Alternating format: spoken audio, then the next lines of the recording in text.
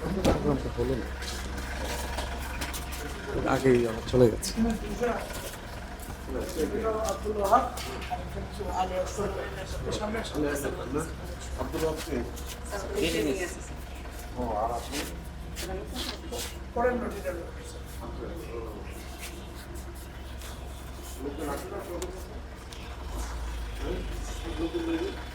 Sir আপনার আসার খবরে কারণ এই অফিসে উমেদার দিয়ে ভরা ছিল, সব উমেদার দেখলাম স্যার ওদিকে চলে গেছে। এখানে বসে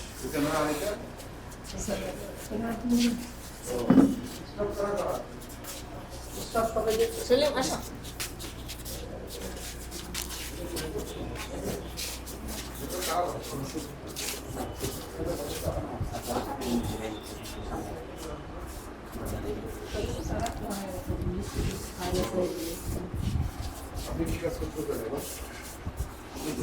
আমি অফিসে কয়জন আছে? আপনারা দুজন না? কত বছর করে? আপনি একসাথে তাই বাড়ি কোথায়?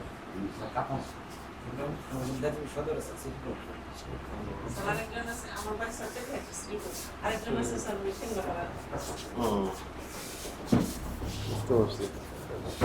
এদিকে কারা বসে? এদিকে কারা বসে?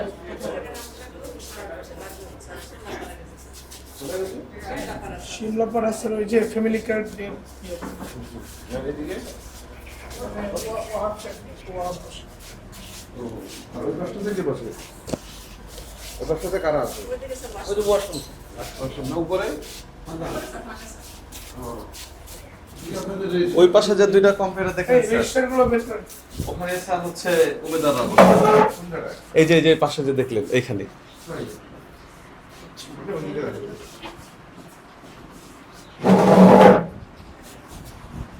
এটা কি করতেছেন?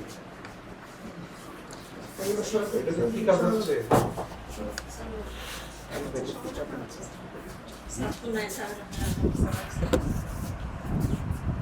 সারা জন্য তো আছেন আপনারা কেউ, কাজ চলতেছে না?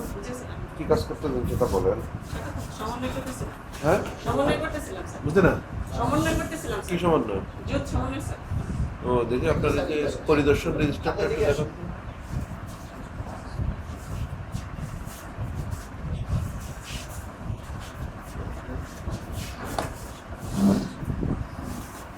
এটা কি আমার একটু বুঝাই বলুন।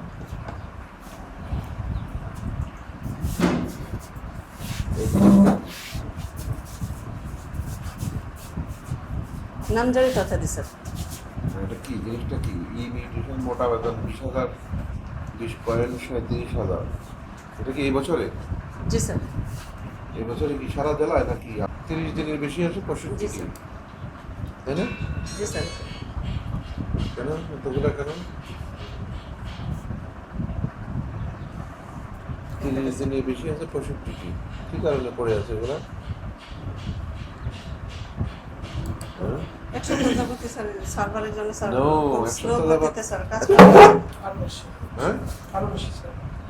আর একটা ব্যাপার হলো স্যার ওই আব্দুল ওহাব কয়েকদিন আগে স্যার 45 দিনের ছিল।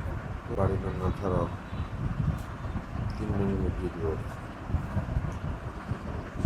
যাই বিভিন্ন জায়গায়। হ্যাঁ, আজকে আসলাম, যাবার পথে ভাবলাম যে যেহেতু মাওনা একটা গুরুত্বপূর্ণ ভূমি অফিস, এটা শিল্প কলকারখানা এখানে অনেক বেশি, এখানে নাগরিকরা ঠিক মতো সেবা পাচ্ছে কিনা এটা দেখভাল করার দায়িত্ব আছে আমাদের। যেহেতু ডিস্ট্রিক্ট অ্যাডমিনিস্ট্রেশন ভূমি অফিসগুলোকে তদারকি করে, সেই জন্যই দেখতে আসা। আমরা বেশ কিছু বিষয় দেখেছি এবং নামজারি মোকদ্দমার আবেদন অনিষ্পন্ন কেন আছে 30 দিনের বেশি, সে বিষয়ে ব্যাখ্যাও চেয়েছি। আশা করছি সামনের দিনগুলোতে তারা আরও যত্নশীল হয়ে কাজ করবে। সুনির্দিষ্ট একটা অসংগঠিত পেয়েছি।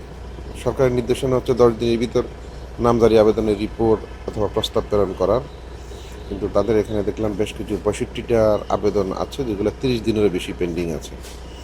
এটি মানে সুস্পষ্ট লঙ্ঘন, সেজন্য আমরা ব্যাখ্যা চেয়েছি।